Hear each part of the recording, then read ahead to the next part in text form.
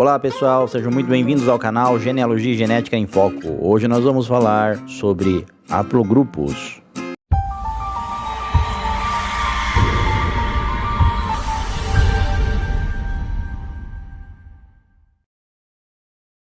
Você já conhece o Mundo DNA?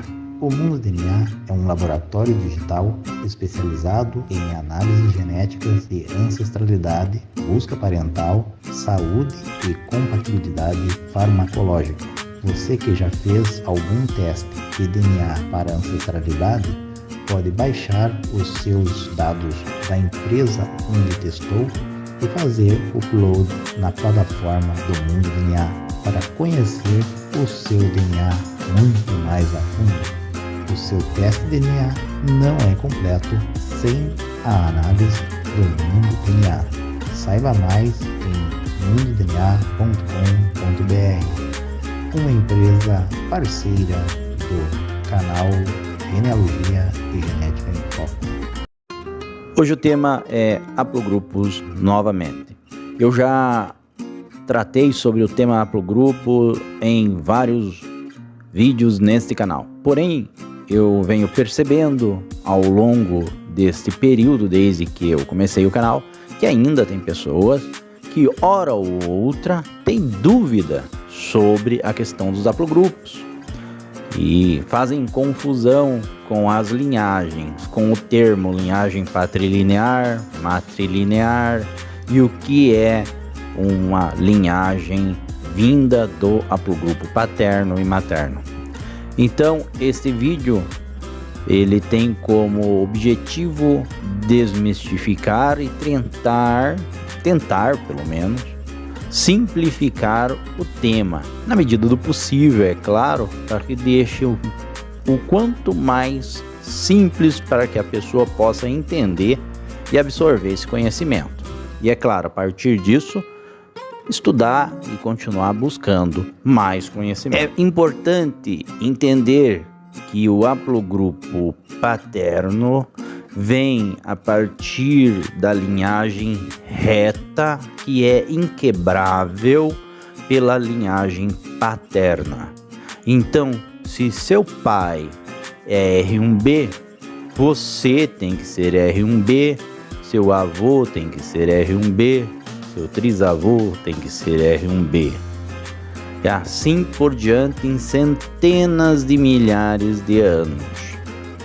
É claro que dentro de cada linhagem existem clades e subclades, ou que eu quero dizer, existem ramificações do R1b, ramificações do J1, ramificações do J2 e assim por diante. Então, partindo do pressuposto aqui do R1b, se teu pai é R1b DF27, o seu avô tem que ser R1b DF27, o seu bisavô tem que ser R1b DF27, seu trisavô tem que ser R1b DF27 e assim por diante.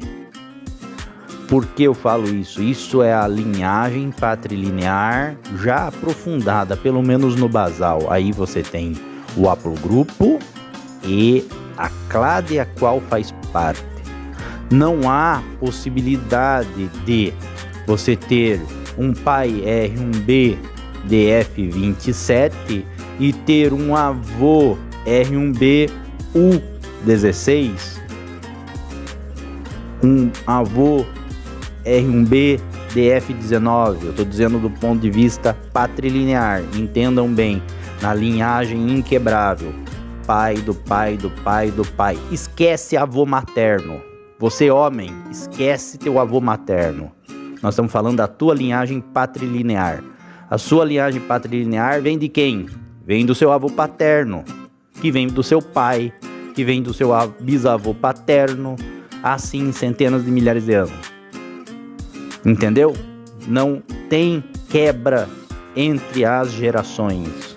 É uma linha reta. A mesma coisa para a questão da linhagem matrilinear, que é o haplogrupo materno que vem do DNA mitocondrial, que só as mulheres transmitem para seus filhos e filhas. Eu, por exemplo, sou L3D4A. Os meus irmãos têm que ser isso, vindo da mesma mãe. A minha avó materna era isso, porque minha mãe é. A minha bisavó materna também era L3D4A. A minha trisavó materna L3D4A e assim seguindo centenas de milhares de anos. Como que eu sei? Eu sei porque eu sou L3D4A e minha mãe é L3D4A, tendo eu sendo gerado por ela. Ela foi gerada pela minha avó, só pode ser essa linhagem materna. Não existe a possibilidade da minha avó ser outro haplogrupo materno, de ser H, de ser L2, ser L1, sei lá. Não existe. Por quê? Porque é uma linhagem inquebrável. Uma linhagem matrilinear, o nome já diz, matrilinear, que segue em centenas de milhares de anos.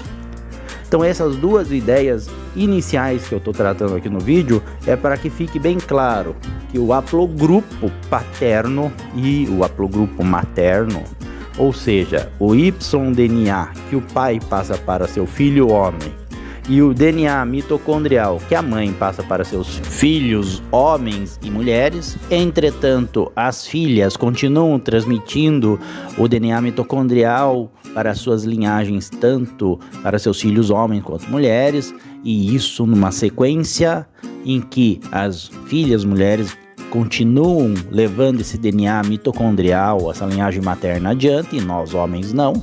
Diferença é, para o DNA paterno, é que nós homens herdamos o DNA paterno e passamos esse DNA paterno, o Y-DNA, para o nosso filho homem e assim por diante.